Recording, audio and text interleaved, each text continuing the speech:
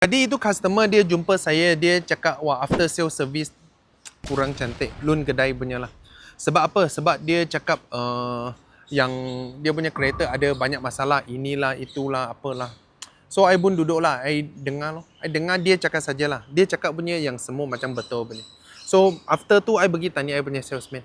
I punya salesman cakap apa? I punya salesman cakap, dia sudah deliver 2 minggu lebih. Baru dia starting bising, ini benda lah, itu benda lah. Dia beli ini kereta harga mahal lah. Interest semua dia tambah-tambah dalam kiraan lah. Sebelum beli, okey, tak ada masalah.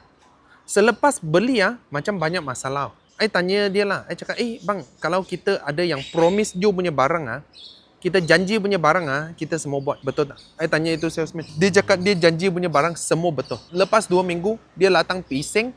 Yang kita tak janji punya barang, itu salesman dia pun pakai dia punya wang sendiri, buat sikit. So, I rasa sudah okey lah. You tak ada cakap bye-bye sama dia meh? Dia cakap sudah cakap.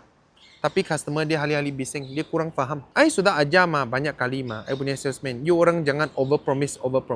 Kereta you sekarang, mungkin you belilah, you sampai rumah, dia tak ada masalah punya. Tapi after 1 week, 1 year, mungkin dia ada masalah sikit-sikit. Jangan expectation itu kereta takkan rosak tau. Kesian jugalah kalau jual kereta sampai macam ni. Yang customer kurang boleh faham punya. Yang kita janji punya kita semua buat lah. Tapi jangan rasanya beli kereta terpakai tak rosak lah bro. Follow Awang dapatkan info dan knowledge kereta.